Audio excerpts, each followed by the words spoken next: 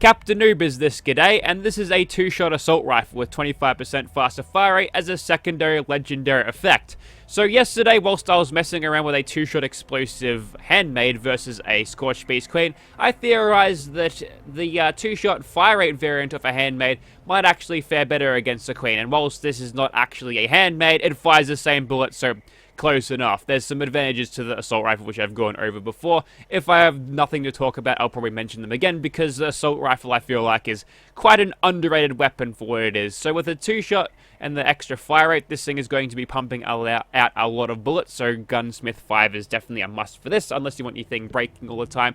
But with a powerful auto receiver, 45 damage is not a terrible start. We've also got the true long barrel and the true stock to reel in that hipfire accuracy to offset some of the accuracy penalties granted by the two-shot prefix. And we've got a perforating magazine which will help out with our damage output, because when you're firing, the damage that you see here is divided between the two projectiles, and your two projectiles will hit for less damage. Therefore, if we add some armor penetration, we can exponentially increase our damage. Rather slightly increase our damage with the projectiles that actually hit. So that's helpful. We definitely need some armor penetration magazines if you're ever using a two-shot weapon.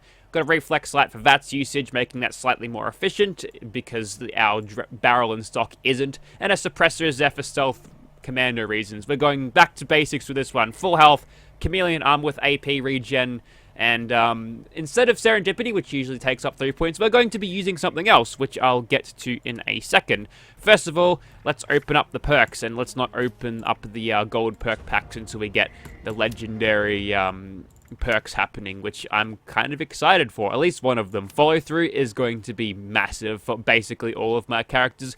We'll chuck on the commando perks. Interestingly, the regular commando perk doesn't have the R91 assault rifle, so, you know, at a glance, you probably think that's a rifleman perk. So instead of serendipity, what we're going to do instead is grab Tormentor. Rank 3 of Tormentor, actually. And we'll also grab Bloody Mess, because doing the extra damage is always helpful. 15% multiplicative bonus is great. Now, this thing 50% base, but if we're firing 2 shots at a time, similar to how shotguns work with Enforcer, we're getting a 30% chance if both of our bullets hit, which is actually not too bad. So if we ever need something to cripple a Scorched Beast Queen using Tormentor, you could probably have a decent chance hitting it with a two-shot weapon. But depending on how high your perception is, it might actually be a decent choice for getting a quick little cripple and bringing it to the ground. That being said, you can't actually cripple her right now, so that was totally invalid. Hopefully they fix that. You better fucking fix that, Bethesda. Anyways, so with all of those perks added, 83 damage, and if we want to give that a little bit of a comparison to what it would be without the two-shot legendary effect, because it's only a 25% increase, but once you get all of the perks going, as you can tell, it's a little bit higher. 68 versus 85. It's a pretty significant increase there. Okay, welcome to E3 2021, and here is Winter standing there with an assault rifle. We've all seen this many times before. If you've played Fallout 4, chances are you might have used it. And here we go. Now let's keep in mind that this weapon might produce some magic effects, because we're going to be hitting stuff extremely fast, and that causes the game to cook itself. Now you'll find with two-shot weapons is that they're kind of inconsistent. Sometimes you'll have the 95% chance and you'll whiff at least one of your shots. So if you want to come in close and deal with them up close and personal, then that is an efficient way to do it. But as you can tell, I'm not having major problems with this, and you know, we're at 126 damage, but we're getting a massive multiplier on that, and we haven't taken a point of damage yet. Let's see how long it goes before I get shot at. Chances are I'll probably get hit by some panic fire, actually. Alrighty, here we go. I'm gonna get some kills here. There we go. So it looks like we can't exactly one-shot the super mutant overlords, but if we were to, you know, get ourselves to be slightly more accurate and knock them in the noggin, almost 400 damage per shot. And I'm talking about the individual projectiles, which is, you know, it's pretty good. Well, we'll just move inside. Jesus, you feeling alright there, Winter? Man, I really don't like the lighting system in Fallout 76. The brights are way too bright, the darks are way too dark, and everything looks terrible in low light situations. I think it might be something to do with how they've done the textures this time, because from my extensive knowledge of Fallout 4 from all of my hours in the creation kit. And I kind of wish it did track how many hours you've used that thing, because I fucking love the creation kit. I love the creation kit more than my parents love me. But yeah, they do the textures instead of the standard 3, the diffuse, which is what you'll see the color is, the normals, which will give the little, I guess, bumps. Like when you see a bullet decal, it's actually a texture called a normal map, and it makes it look like there's depth when there really isn't. It's quite a cool thing. So you can get tiny little bits of detail with those. I'm talking absolute shit. No one's gonna actually know what I'm talking about. Then you've got the specular maps, which give you like the extra shiny bits. Generally, you'll see the speculars in this game, like everything will be shiny in the dark. It's fine.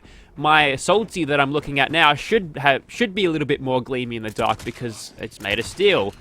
But what shouldn't be super gleamy in the dark, unless I'm currently like soaking wet, is my skin. Not my skin, my character's skin. And if you stand in the dark under specific lighting conditions, you look like that you're soaking wet, and it's just kind of odd.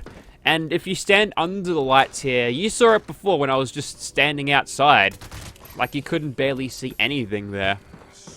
So this is a pretty cruisy run so far. We've had no problems. Good old chameleon stacking doing well. I'm feeling like it's slightly more consistent than I've had my unyielding armor for the past couple of days. I'm not giving these guys a chance whatsoever. I just want to observe how much damage I do.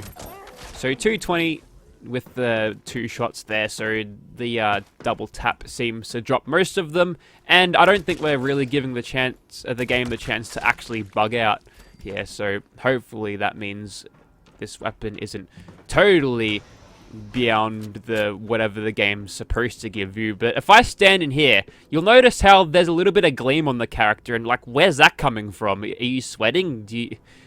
Why? It seemed pretty cruisy to me, Winter.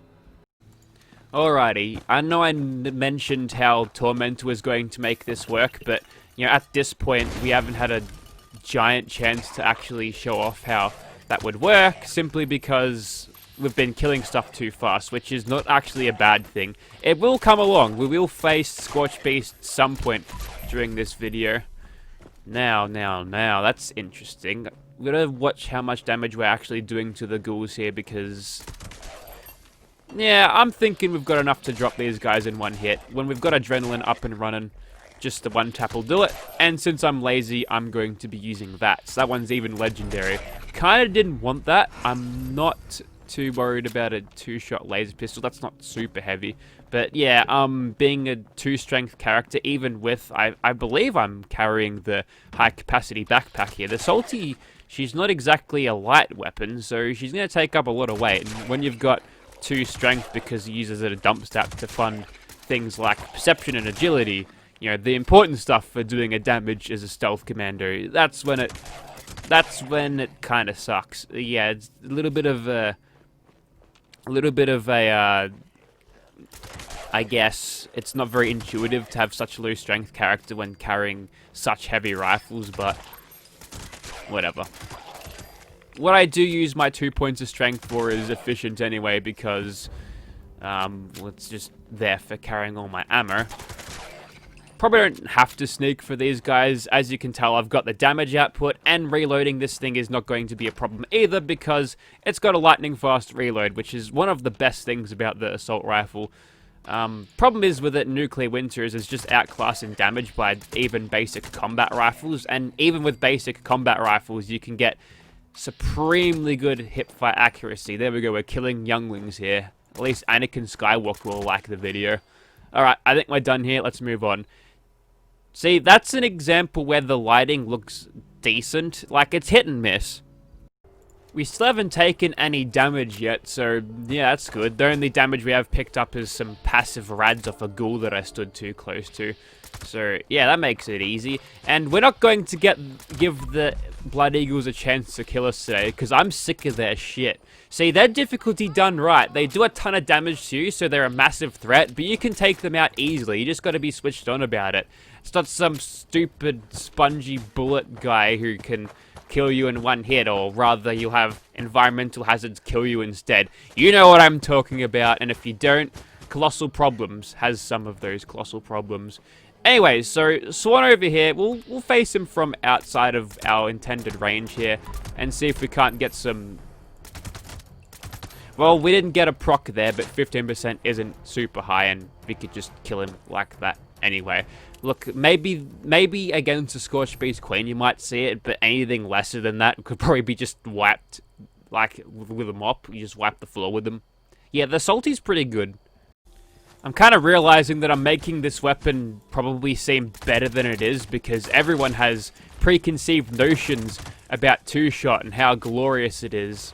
How come I'm reloading with 5 bullets in the mag? What's up with that? So we're going to drop the stealth just for this section, and we shouldn't have too much of a problem. There's some Blood Eagles over there, which, you know what, I'm just vatsing this.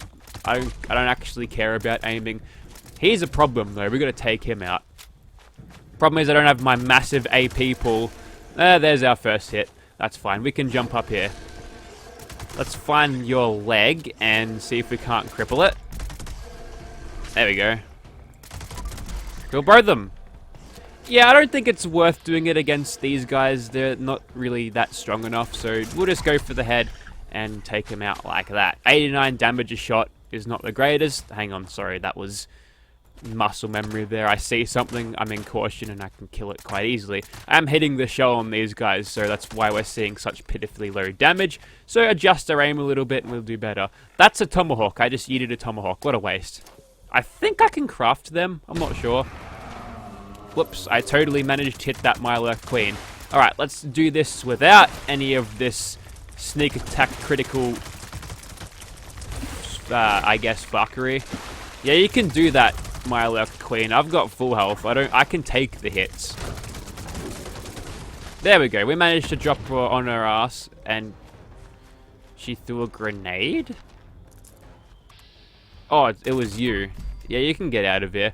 But yeah, we managed to knock her and make her fall down, which was comically acceptable, I guess. But it did the job. It took a while, but it did the job. Okay, taking that little bit of damage was fine. We can take it. We've got 2 hours until the sun comes up, so if push comes to shove, we can just go back into caution and start smashing things with our damage multipliers again. Just let me get this reloaded. I did it before I even landed on the ground. How good is that? Such an underrated weapon, I reckon. So as you can tell, things are going pretty well here, but against the little bat, when they're out of range, not super well.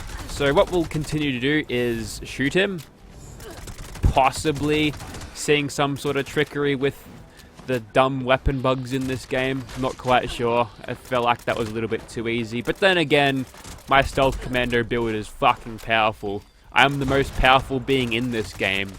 Nobody seems to agree with me. It's all me. I am more powerful than all the armies in the world.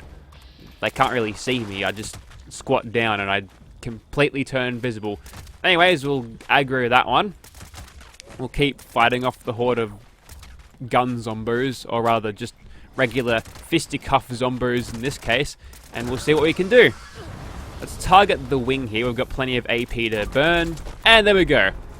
Success! My theory of crippling has proven to be usable in a situation where I needed it to be. Dropped on the ground and wasn't able to turn around before I dropped his ass. So yes, things are working out quite well. And I'm thinking what I'll pull out of this is a big old Scorched Beast.